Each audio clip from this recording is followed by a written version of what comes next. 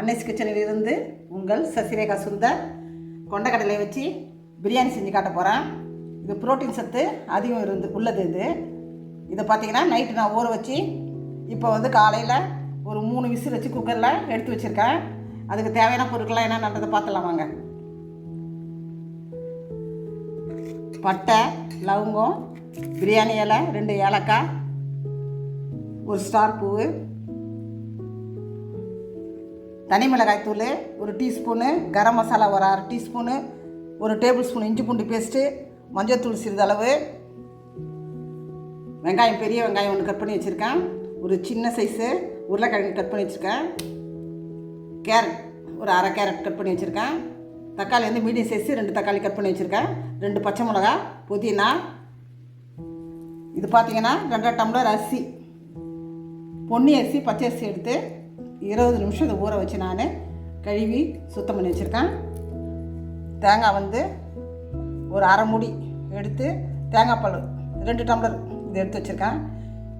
3 tumbler தண்ணி, அதாவது 1க்கு 2 டம்ளர் அரிசிக்கு 5 டம்ளர் தண்ணி வேணும். 2 டம்ளர் தேங்காய் பால் இருக்குது, 3 டம்ளர் தண்ணி இருக்குது.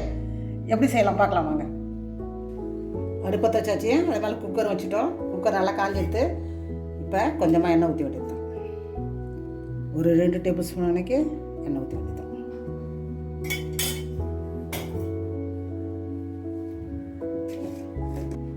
ஒரு டீஸ்பூனு நெய். நெய் நல்லா காஞ்சிடுத்து. இப்போ நம்ம பிரியாணி இலையை போட்டுக்கலாம். இந்த பட்டை, லவங்கம், ஏலக்காய், ஸ்டார் பூ எல்லாத்தையும் போட்டு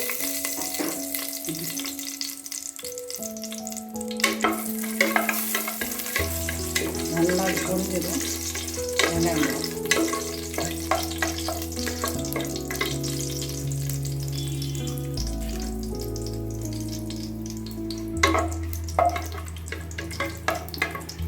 வெங்காயம் போட்டுப்போம்.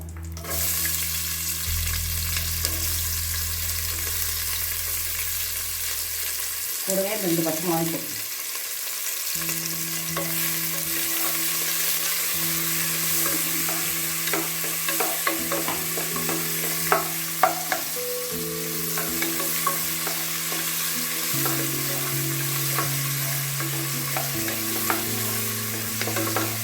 வெங்காயம் வதங்கும் போதே இஞ்சி பூண்டு பேஸ்ட்டு நம்ம போட்டுக்குவோம். 2 ஒன்றா சேர்த்து நல்லா வதக்கணும். பச்சை வாசம் நல்லா இஞ்சி பூண்டு பேஸ்ட்டு நல்லா வதங்கணும். வெங்காயம் நல்லா கோல்டன் அதில் வர வரைக்கும் நல்லா வதக்கணும்.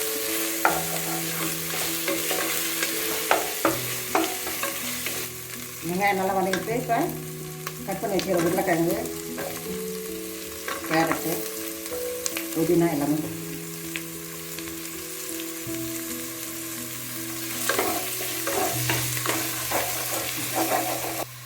இப்போ தக்காளி போடுவோம்.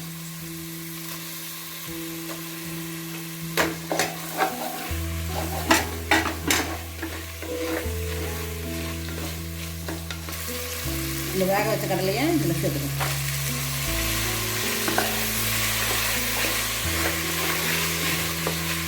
வெள்ளை கடலை விட கருப்பு கடலை தான் உடம்புக்கு ரொம்ப நல்லது. டேஸ்ட்டாகும், அதே சமயம் டேஸ்ட்டாகும்.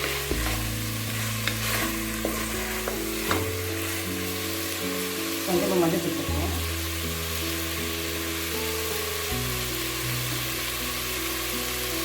தனி மிளகாய் தூள்,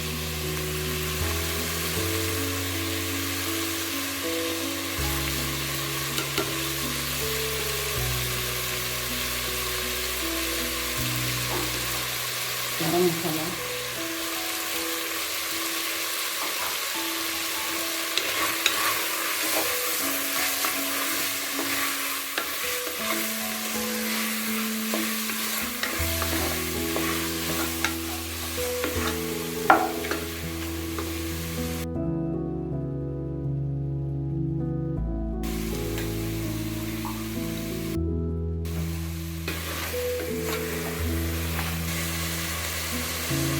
தேங்காய் உப்பு போட்டுருவோம்.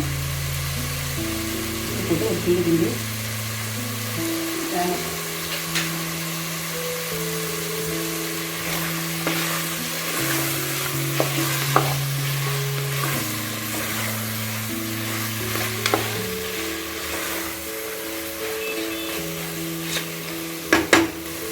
2 டம்ளர் தேங்காய் பால் எடுத்து வச்சுருக்கோம், அது ஊற்றிக்குவோம்.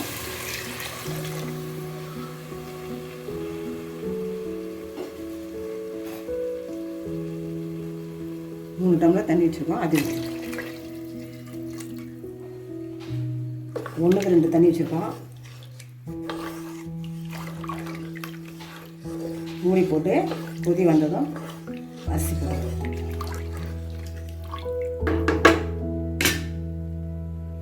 தட்டு போட்டு ஊற்றிடுவோம். நல்லா கொதி வந்ததும் அரிசி போட வேண்டியது. நல்லா கொதி வந்துட்டு இப்போ அரிசி போட்டு வந்துட்டோம்.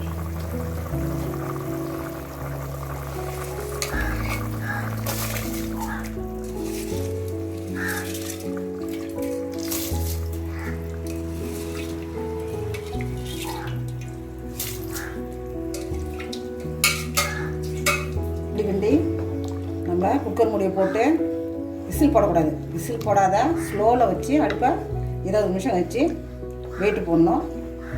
இப்போ மூடி ஸ்லோவில் வச்சுட்டோம். 20 நிமிஷம் கழிச்சு வந்து வெயிட்டு போடணும்.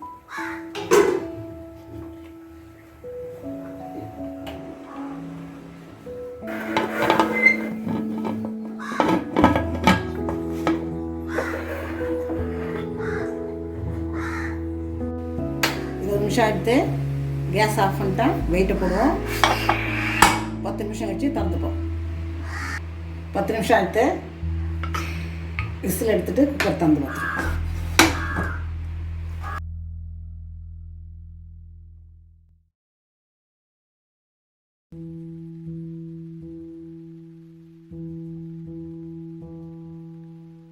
கொண்டக்கடலை பிரியாணி ரெடி ஆகிடுச்சு. சூப்பராக வந்துடுச்சு. வாசனை கமக்கமான்னு அடிக்குது.